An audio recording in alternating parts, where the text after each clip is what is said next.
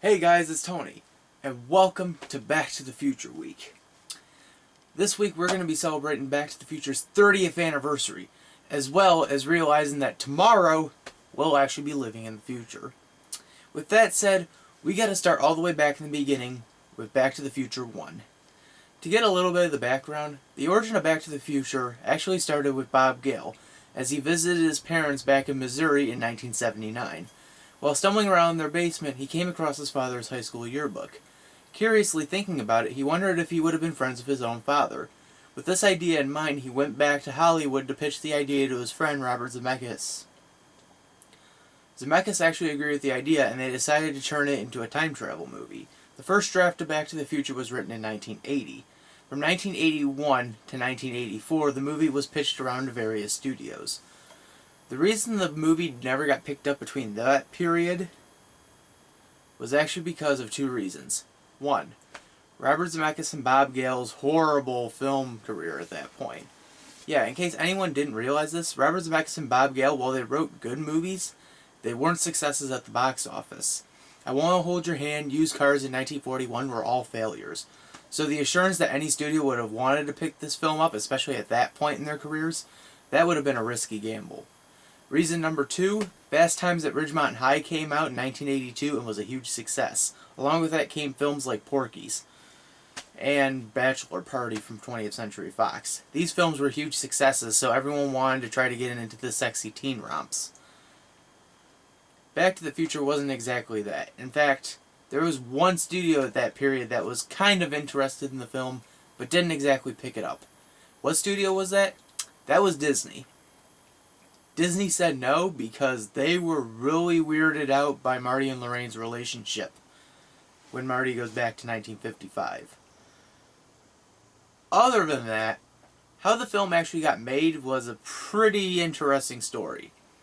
Because Zemeckis and Gale weren't able to get the movie produced between that period of 81 to 84, Zemeckis ended up taking a job from his friend Michael Douglas to direct the film Romancing the Stone. Romancing the Stone became a huge success. Universal noticed and approved Gale and Zemeckis' pet project to get produced. Back to the Future started production in 1984, with the intention of the film being released for the summer of 1985. There were a few problems, however. One of the problems was they were having a hard time trying to find a main actor.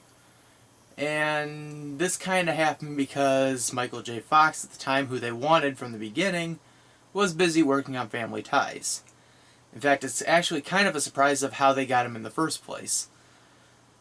Because they couldn't get Michael J. Fox in the first place, they ended up having to choose between C. Thomas Howell and Eric Stoltz in 1984. Universal wanted Eric Stoltz, so Eric Stoltz got chosen. They filmed 1 month of footage with Eric Stoltz, and then they realized he wasn't as funny as they wanted him to be. And so they canned him, and they got Michael J. Fox. Michael J. Fox ended up sleeping about 2 to 3 hours a day because he would spend days working on Family Ties and nights on Back to the Future.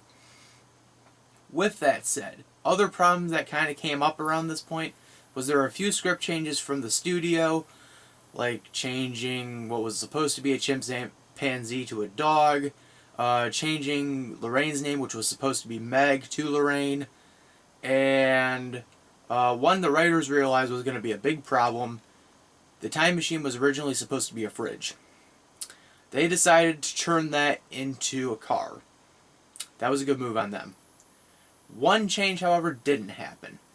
The head of Universal was Sid Sheinberg, and Sid Sheinberg had the suggestion of changing the title of the film from Back to the Future to Spaceman from Pluto.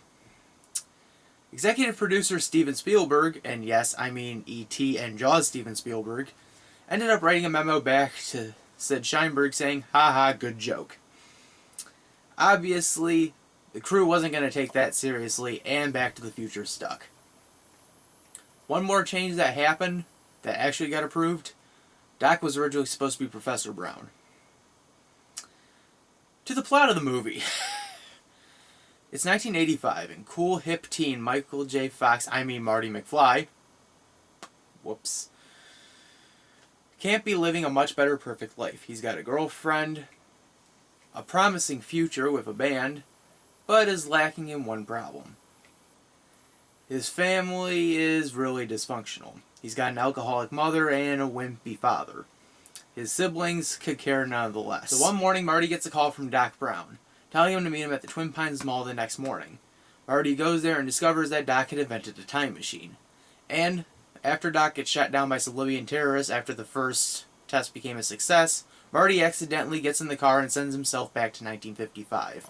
Now Marty's got to find a way to get back home before he ends up damaging his own existence, which, by the way, he's already done by accidentally causing his parents not to meet. And now Lorraine has fallen in love with him. On top of that, Marty's also got to try to defend himself from the bully Biff, played by Thomas Wilson. So, how is the movie? Well, many people say it's a classic. I agree. It's a classic. I love the film. I really do. It's one of my favorites. My favorite part of Back to the Future overall, other than the great story and the great characters, if I had to pick out one scene that I really loved in particular, it's the scene I rewind over and over again when I was a teenager enjoying this movie. That would be the skateboarding sequence. I've seen that scene over and over again. In fact, in my head, when I would sleep, I would dream of that scene over and over again because I would just want to reenact it. That scene just blew my mind.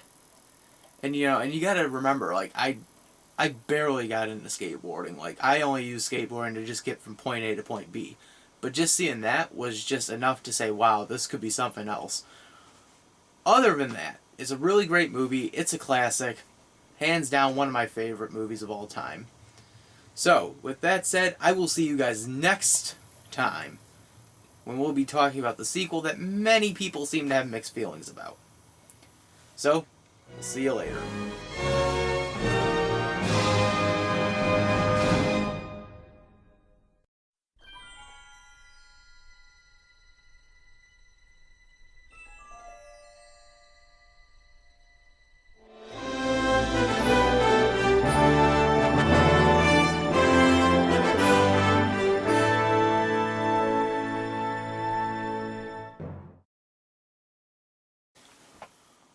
Welcome back, guys. It's me, Tony, and we're back with Back to the Future Week. And guess what today is? According to Back to the Future Part 2, we are now in the future. Boy, does it blow. Let's talk about Back to the Future 2. So, Back to the Future 2, the backstory behind that was a little more interesting. Following Back to the Future 1's release, Back to the Future was a huge success at the box office. It became the top grossing film of 1985 with $285 million worldwide. So Universal obviously was going to make sequels. And they did the smart thing as opposed to many other studios where they would just make the sequels without the original creator's intent or without many of the original actors. They asked Bob Gale and Bob Zemeckis if they wanted to come back to make this. And to Universal's surprise, they said yes. But they said yes if we can only get majority of the original cast back together. And that's what they actually did. They got majority of the cast back together with the exception of one person. That being Crispin Glover, who decided not to come back because he wanted... Supposedly there are two different stories to this. Crispin's story is that, he wanted to break out into different roles and not be stuck to typecasting. Gale and Zemeckis' point of view on the whole controversy is that he wanted more money. Whose side I believe, I really don't know. They both tell very convincing arguments. I guess Glover actually had more of a shocking story behind his where they actually talked about using his old prosthetic face to put on the new actor. Eerie. So the production on Back to the Future 2 started in 1986. And Bob Gale ended up writing the sequels because Bob Zemeckis was off working on Who Framed Roger Rabbit for Disney, which didn't get released till 1988. So, while Zemeckis was working on Roger Rabbit, Gale was working on Back to the Future 2 and Back to the Future 3. Because his original plan for Back to the Future 2 was to be this, 4-hour epic that was going to chronicle 2 and 3. And I kind of find that a really surprising concept. I could have seen that as just one giant sequel to a successful movie, but I guess Universal at the time realized that was going to cost a lot of money. Here's our suggestion: either you cut down on what would have been the fourth act, or AKA Part 3, or split the movie into two, which is what they ended up doing, splitting the movie into two. Some other things that kind of came and went was, originally the movie wasn't going to have Marty and Doc go back to the first film. The original idea was actually for them to go back to the 60s. But that idea didn't work out because Gale realized, well, we kind of already did that story with Back to the Future 1. Speaking of which, let's get to the plot of Back to the Future 2. Back to the Future 2 takes place where Back to the Future 1 left off. And for many of you who don't know what Back to the Future 1 ended with, Marty went back to 1985, realized that because of his influences to his father and his mother, he changed history. Biff now works for them, and George is a successful writer, and Lorraine a happy mother. And Marty got the car he wanted, and Jennifer showed up, and everything was all happy, hunky-dory, until Doc showed up at the end, telling Marty they needed to go to the future. According to Zemeckis and Gale, by the way, that was supposed to be a joke. They never intended for that to set up Back to the Future 2, because if they did, well, Jennifer wouldn't have been in the sequels. So Doc, Marty, and Jennifer end up getting into the DeLorean and get sent to 2015. When they get to 2015, Doc instantly knocks out Jennifer, so she has nothing to do with the entire mission, so she doesn't end up compromising anything. As soon as Jennifer's knocked out, Doc explains to Marty that his son, Marty Jr., is actually planning to join Biff's grandson Griff in committing a crime. And Doc must go back to take his son's place in order to make sure it doesn't happen, because his entire family will end up in jeopardy because of that. And what I mean by his entire family, I mean his future generations. So Marty agrees with the plan and ends up dressing up as his son, Marty McFly Jr. He goes into the Cafe 80s, ends up housing it with Biff after playing Wild Gunman, by the way, with Elijah Wood. Pretty cool. Hoverboard chase. Griff and his gang get thrown in jail. They change history. Marty decides to be a complete a-hole and ends up buying a sports almanac from 2015 so that he can go back in time and bet it on all these sporting events and make a lot of money. Doc warns him about the consequences of changing history and instantly throws out the sports almanac that Marty bought. Biff ends up getting his hands on it and finds out that Doc invented the time machine. So while Marty and Doc go off to save Jennifer, who got apprehended by police and sent back to Marty's house, Biff steals the DeLorean and goes back in time to give himself the almanac, basically to change history. So when Marty, Doc, and Jennifer go back to 1985, they realize 1985 has changed. And with this alternate 1985, Biff has controlled power and has been married to Lorraine and is now Marty's stepdad. With all of that said, Marty and Doc do find out eventually that Biff ended up giving himself the almanac in 1955. So this means the characters have to go back to the first movie.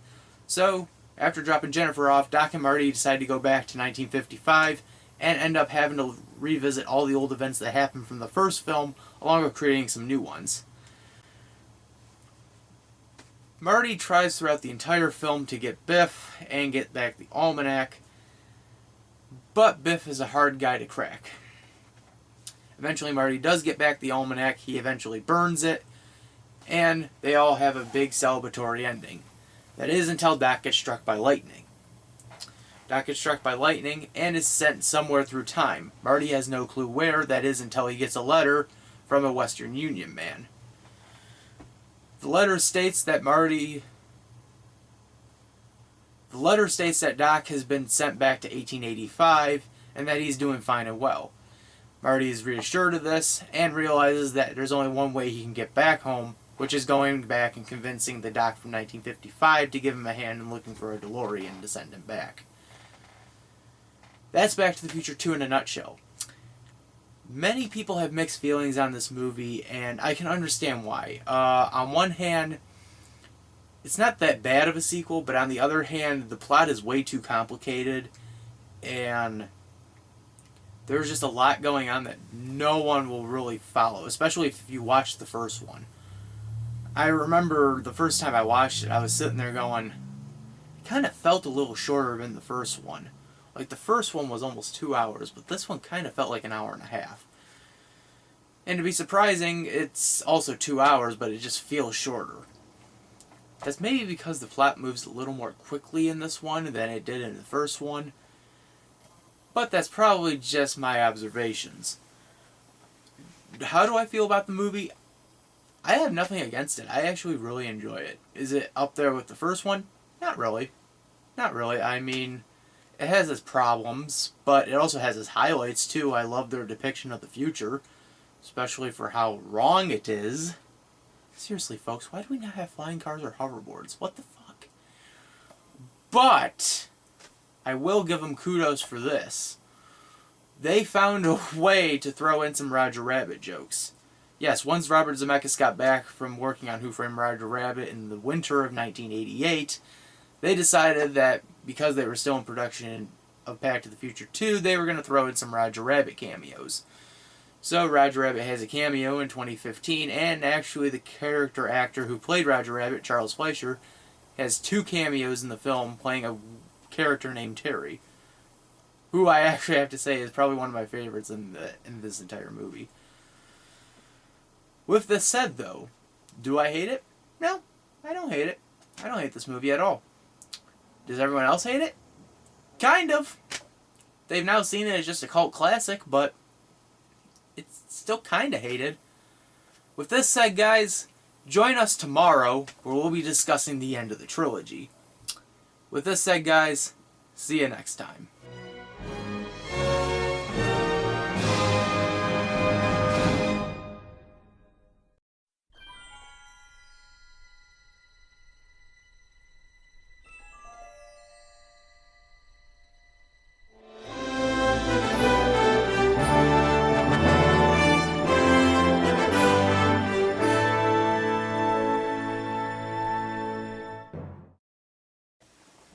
Hey guys, it's Tony and welcome back to the Future Week.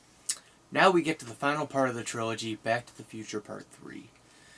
Back to the Future Part 3 started production immediately after Back to the Future Part 2. In fact, at one point, the productions were actually being done simultaneously, with Back to the Future 2 doing its final sound mixing in the summer of 1989, while Back to the Future 3 was being filmed. This actually kind of caused a little bit of a strain on Back to the Future 2 because Zemeckis wasn't there to keep his full attention on it. So that's why they tried their hardest to make Back to the Future 3 a more satisfying sequel than Back to the Future 2, as they found out it wasn't doing so well. Anyway, they decided to do something interesting for Back to the Future 3. As the first 2 movies kind of focused on Marty and his family problems, they decided this time they were going to focus on Doc. And with that said, it's kind of an interesting idea, but I guess we'll have to see what the plot has to say about it. Back to the Future 3 takes place immediately after Back to the Future 2, after where it left off. Marty runs back to find Doc, 1955 Doc to be precise, after he had sent Marty from the first movie back to 1985. Marty shows up again, this time to tell Doc that he came back from the future and needs Doc's help to get himself back home. Doc goes into a shock and knocks himself out. He then wakes up later in the evening and thought at first it was all a dream until Marty actually shows up and ends up telling Doc everything that had happened, that he had got struck by lightning and got sent back to the Old West. So Doc ends up agreeing to help Marty get himself back to 1985. They find the DeLorean, which Doc had hidden in a cave, but Marty soon discovers that Doc will actually get shot in 1885. By who? Biff's great-great ancestor. Who knew? Buford Tannen. So Marty decides instead of going back to 1985, he decides he's going to go back to the Old West to save Doc. And with that said, Marty goes back to 1885, finds Doc after he almost got hanged, and ends up changing history for what presumably is supposed to be the best, but ends up being the worst, as he ends up becoming the one who has to fight off Buford Tannen instead of Doc. And Doc ends up, as we find out, having his own problems as he ends up falling in love with a school teacher named Clara, played by Mary Steenburgen. With all that said, this is where the plot gets kind of interesting. Now, I mean kind of interesting, I mean they're trying to find a way to stretch it, in which the easy answer would have just been, hey, they could have just gotten a DeLorean, got on a train, and left. Actually, that's a plot itself, is how they're actually going to get the DeLorean back home. As Marty finds out that the tank got ruptured, and, well, they have no way of getting home, they try various methods until they decide that, well, a train is fast enough, if you give it the right power, that they could send themselves back to 1985. Well, with that idea in mind, there are now two problems. Marty's got to solve the problem with Buford, and Doc's got to solve the problem with Clara. Doc decides to talk to Clara and tell her the truth that he's from the future, but Clara doesn't take this so well. And she ends up breaking Doc's heart. Doc, depressed by this, finally decides that he must go home now. And this is right after he gets drunk, by the way. Marty, on the other hand, ends up finally having to face off Buford, as Buford tries to shoot him. Marty's secret weapon? Bulletproof vest. Yep, he uses the actual lid to a metal stove and bulletproof vest. He ends up knocking Biff out, finally getting his revenge, and the two decide to head off to the train, heading home. Well, you think the movie would kind of end with them going home. But Clara ends up finding out that Doc was telling the truth, and goes after him. So Doc at one point has to decide whether or not he wants to actually go home, and by the way, this is during the climax, or whether or not he wants to save Clara. What does he end up doing? He saves Clara and ends up staying in the Old West. It's not a bad idea, but, you know, who am I to judge? Marty goes back home, ends up waking up Jennifer, decides not to do the event which was foretold in Back to the Future 2, causes Marty to become a loser in the future, and everything is all hunky-dory. The DeLorean gets destroyed. What a shitload of crap. This is something they would fix up in Back to the Future, the animated series, where they would kind of reveal that the DeLorean got fixed, or Doc built a new one, but in the game they revealed that at one point during their adventures, the DeLorean got duplicated. There are so many ways the DeLorean just came about again. Who knew?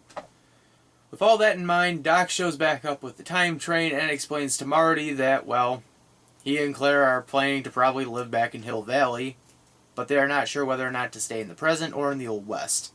But he does give Marty a present, and the movie ends off with the train showing up and disappearing into time and space, thus ending the entire trilogy. Lovely. So, what do I have to think about this? Many people don't like this one. They say it's the black sheep of the trilogy, just like Part 2. Sometimes, I'm going to kind of agree. I don't necessarily hate it. It just was a little too slow. And I can understand. I mean, the idea of doing a Western for your third movie is kind of a little risky. But it was a kind of a good payoff in the same sense. And plus, it was at a time when there weren't that many Westerns out in cinema. Something about it just didn't kind of click with me. Like, I remember first watching it and actually keeping my eye on, like, my phone or on my watch and just thinking to myself, my God, this thing's still going? Maybe it's just me. Maybe it's my impatience-ness, but I don't find the movie that bad. It's just, it was way too long. And I feel that there could have been some story ideas that could have been kind of ironed out a little more. And I'm not going to judge Gale and Zemeckis on this one because I can understand, well, Gale wrote majority of all this out, that they were just trying to, find a way to wrap up the entire series. This was the best they had. And actually the idea of going to the Old West was actually Michael J. Fox's. So, I guess kudos to him. So with that said, it's an okay sequel. I don't necessarily enjoy it, but I do appreciate that it was trying to just end off on a high note, and it did. So with that said, my favorite scene is actually the final encounter with Buford and just Marty finally getting to knock the crap out of him. Other than that, it's kind of a nice way to wrap up the trilogy, but this is also a nice way that we get to wrap up the trilogy of films reviewed. So with that said, we'll see you next time. We'll be talking about Back to the Future in the home consoles and on television. See you next time.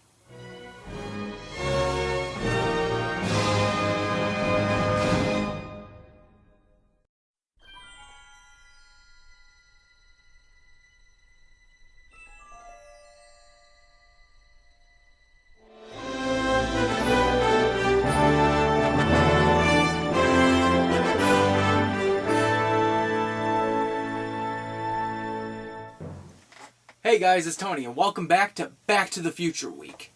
Today we're going to discuss Back to the Future in other mediums. Not only the film series, we're now just going to discuss the animated series and the games. We'll start off with the games. The first Back to the Future game came out in 1985 for the Commodore, the Amiga, and a few other computers, probably the Apple II if I'm recollecting correctly.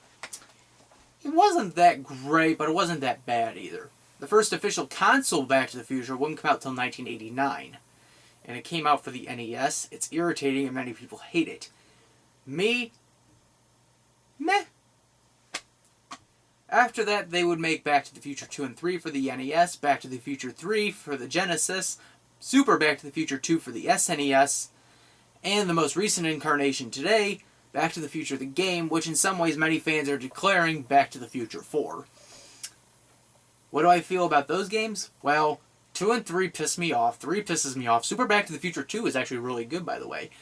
And Back to the Future the game? It's not bad. I enjoy it. I enjoy it. I just think episodes 3 and 4 are really freaking boring and were unnecessary. But I still enjoyed it. With that said, there has been no talks of another Back to the Future game recently. Telltale hasn't said anything about a possible Back to the Future game 2. So there will probably be no continuing storyline for the Back to the Future game that recently came out. But now we have to look at the television side, as we have to look at Back to the Future the animated series. Back to the Future the animated series debuted on CBS in 1991, a year following Back to the Future 3. It was created by both CBS and Universal Animation Studios and Amblin Television. It kind of continues from where Back to the Future 3 left off, but I feel Back to the Future the game covered that a little better. This show is centered around Doc and Clara and their boys, Jules and Vern, who we did see at the end of Part 3. Marty is barely in the show, maybe for probably 3 or 4... Okay, he's in the show, but he's barely in the show. Like, he's not the main character. He's not having an adventure with Doc. To summarize the show, there's a live-action segment with Christopher Lloyd in the beginning and at the ending of the episode. And in the middle, when they do the animated series, Doc is actually voiced by the voice of Homer Simpson, Dan Castellaneta. That is awesome. And as you probably don't realize by now, I'm a big Simpsons fan. So, with that said, everyone else, though, from the film came back to do their voices, with the exception of Michael J. Fox, who is off having a kind of successful film career still. He kind of didn't get out of the film business until 2010, 2011. Other than that, the show many fans criticize for being a little too ridiculous, and many people saying, oh, it had a lot of inconsistencies. My feelings on the show are kind of meh. To be honest, the show's not that bad, because there are a few gems in the series. There's actually 2 episodes I love. My Pop the Alien and Marty McFly PFC. Both of these because they actually take place in the kind of current past. Yeah, Marty McFly PFC takes place during World War II, and My Pop the Alien takes place in 1967. Those are 2 great examples of great episodes. And again, about the continuity of the show versus the movies, yeah, they kind of sucked at that. Tom Wilson as Biff, though, wasn't that bad in the show. So, yeah, if anyone wants to know, for games, actually pick up Back to the Future the game. Not this one. The newer one. And for the animated series, I would actually recommend watching the 2 episodes I just named, because those are at least the 2 closest episodes to feeling like Back to the Future. With that said, guys, Thanks for watching Back to the Future Week. I will see you for the last review tomorrow.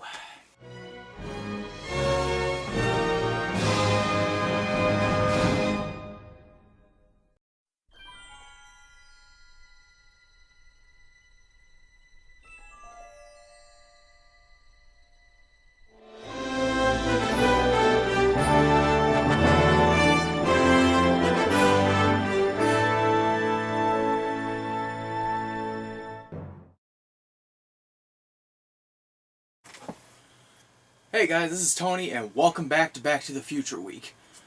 This is a bonus video for everyone to end out the week. As many people may know, following the end of the Back to the Future trilogy, there were a lot of time travel movies that kind of came and went. There were movies like The Butterfly Effect, Clock Stoppers. There was a remake of the original 1960 Time Machine, which, by the way, really freaking sucked. But there's one movie that I really wanted to point out for this review. And it's not exactly a time travel movie, though. That's the interesting thing about it. It's not a time travel movie, but it feels like one. And that would be the 1998 film, Pleasantville. So, you're probably asking yourselves, well, if it's not a time travel movie, why are you covering it? Why aren't you covering something like The Butterfly Effect or Clock Stoppers, which are in some ways some superior follow-ups to the original Back to the Future? Well, I enjoy those movies, first off, and I do think they are good successors. What I think differs Pleasantville from something like The Butterfly Effect is, while it's not a time travel story, it feels like one. It kind of has that Back to the Future vibe in it. But I don't want to waste any of your time going over my opinions just yet. Let's get over a little bit of the plot. The movie centers around a pair of twins from the 1990s named David and Jennifer, played by Tobey Maguire and Reese Witherspoon. The twins have two completely different personalities, just to let you know. David's mind is more introverted and he enjoys watching television a hell of a lot, while Jennifer's mind is really extroverted and she just has a rebellic nature. One night their mother is going away for a weekend vacation, and the two are left home alone. David's excited because he wants to use the TV that night because there's going to be a marathon of his favorite TV show. Guess what it is? Pleasantville. But Jennifer wants to use it so that she can have her date over and they can watch MTV. The two end up bickering and eventually break the TV remote. Just then, a mysterious repairman, played by Don Knotts, shows up and eventually quizzes David on the show. David gets all the answers correct, and Don Knotts hands him a special remote. The two eventually start fighting over it again after Don Knotts leaves, and end up getting sucked into the world of Pleasantville. Now it's the 90s culture bashing with the 50s ideals. And what's going on? Well, because of Jennifer's influence, along with David's influence into the town, the show's starting to change. And it's not only changing in its tone, but in its color, as color is starting to be revealed in the show, which is mainly black and white. So that right there is the main plot, and I have to say, when I first saw this, I was kind of moved by it, and not moved in like emotionally, I just moved by it by creativeness. This is actually a really creative idea for a film. An idea of two kids kind of getting sucked into this TV show and kind of changing the rules. What I do really enjoy about this show, this movie, see, now you got me confused, it's just the fact that it is this weird, really weird, like, Back to the Future, like, vibe of introverting things. It's, that idea, like, with Back to the Future, Marty, he had to kind of go along with it, but at the same time, he kind of keyed in on certain things where he would be like, oh, in the future, this could kind of exist, and this, could exist. In this movie, they kind of point out, like, why is this like this when this, in reality, is really this? And I think the best thing about this movie is, it is, the two main characters are trying to keep to their ideals, with David actually trying to, keep the show intact, trying to keep everything in the show moving the way the show is supposed to, while Jennifer, on the other hand, is really just deciding to screw around with the show, much to David's dismay. What really kind of stands out, though, is the idea of just the entire movie from like a certain point onward is in black and white. And it is completely in black and white until about halfway through, when things start slowly turning to color. And it is really interesting as an idea. For anyone who's a big Fast and Furious fan and who wants to see this movie, by the way, Paul Walker's in it. Yeah, he's in the movie. I didn't realize this until like a second or third viewing. He's in the damn movie. Paul Walker's in Pleasantville. It is just weird when I found out it was him. He plays a character named Skip from the TV show who ends up dating Jennifer. It is just the weirdest thing. I think the casting was really good. And the story is just really creative. It's really creative. And I know you could say, well, it seems kind of generic when you explain it to me. But if you watch it and, kind of understand what actions they do to change the history of the show or to just change the context, it is really great. The parent characters in that movie are really great. William H. Macy and Joan Allen. They just really sell it as 50s parents. And Jeff Daniels, who plays the restaurant owner in the soda shop, he's really good. When I heard Daniels was in this when I first watched it, I was just like, oh, I've only seen him in Dumb and Dumber and Escanaba in the Moonlight, but like he really has some serious chops, and and I've seen that now again and again with all of his other movies. But if there is one thing that I'm kind of miffed about with this movie, it's sadly enough the ending. Yeah, I really didn't like the ending of this movie. And I didn't like it to a point where I'm like, oh, I'm never going to watch it again. No, I just don't like it in the choice that the way they kind of presented the ending and the way they were kind of, summarizing everything up, I was just like, something here just ain't right and it doesn't make sense. So, if you haven't seen the movie, you can end the review right here. It's a good movie. The ending's a little iffy for me. It's iffy for anyone else. But for anyone who has seen the movie and wants to have me discuss the ending, I'm going into it right now. So, spoilers. In the ending of the movie, David and Jennifer's actions within the entire realm of the show turns everything into complete color. And I actually thought in my head while watching this, a second and third time, I thought, oh man, that's like a really good allegory for television shows. Like, especially shows during like the 50s and 60s.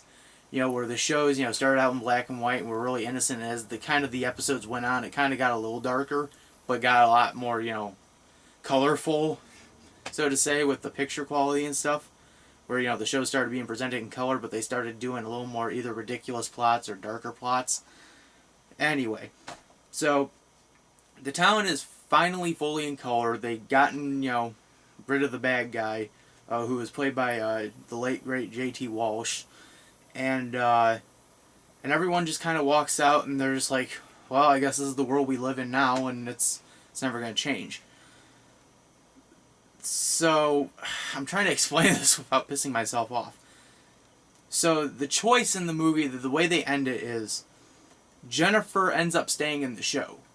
Yes, that's literally how they end it. Jennifer decides she's going to stay in the show and go to college. And meanwhile, David decides that he's going to leave the show and go back to the real world. And by this point, most of the characters know that, these people were from the outside world and that they came in. Because, that was kind of the only explanation for why the entire realm of the show was changing. So David decides to leave, and he leaves, and he's there, he comes back to the real world, he shuts off the marathon, because it's over, and his mother, played by Jane Kaczmarek, by the way, from Malcolm in the Middle, is there, and she's kind of crying, and David goes over and kind of comforts her, and at first I thought that was just really weird. Like, I know, like, it's supposed to mirror, like, what happened, earlier in the film when he's doing the same thing to Joan Allen's character, but I was just like, that's just really odd that they would do that. But that's not the horrible part. The horrible part was the idea that, that Jennifer would stay in the show and that David would leave. I was like, well, gee, you just blew, like, what could have been just an easily understood ending. with just, you know, David kind of realizing, well, he could kind of fit into this world, and, you know, he could have stayed in the show. Like, that was the way I was thinking, like, you know, oh, I can understand how the ending's going to be. Like, they're going to leave and they're going to have a newfound appreciation. No, they're deciding at one point whether or not to stay within the realms of the show. I was just like, well, they decided to do that. Dave's got to stay in the show, and Jennifer's got to leave, understanding why David was the way he was. Instead, they have Jennifer understand the way, you know, the reason David was the way he was, but she ends up staying in the show, and I was just like, why would you do that? I was like, that just makes no sense. You know, it kind of, I mean, I can understand in certain contexts, but in, like, the whole realm of the entire movie, I was like, you think that would just be, like, the easy answer of having David stay in the show and Jennifer leave, but they decided to, like, completely flip that, and I'm not saying it's a bad ending. I'm just saying it was kind of an interesting change that I really didn't appreciate. So yeah, so that's the ending, and, you know, David goes back to the real world, Jennifer stays in the show, and the director actually, during the commentary, stated that was one of the questions they had while they were writing the movie, was like, if Jennifer's in the show, wouldn't the mother eventually notice that Jennifer's not around in the real world? And I guess his logic was that, you know, each day in the show is a half hour in the real world. So she could be gone literally for 2 years, and I guess in the realm of reality, she'd be gone for like a week, 2 weeks.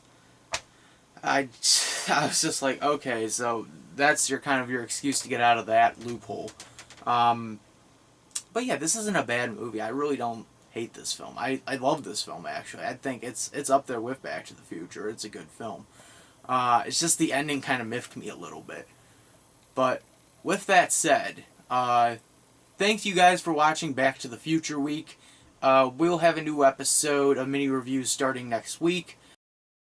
Yeah, thank you guys for watching Back to the Future Week. We got another theme month coming in November.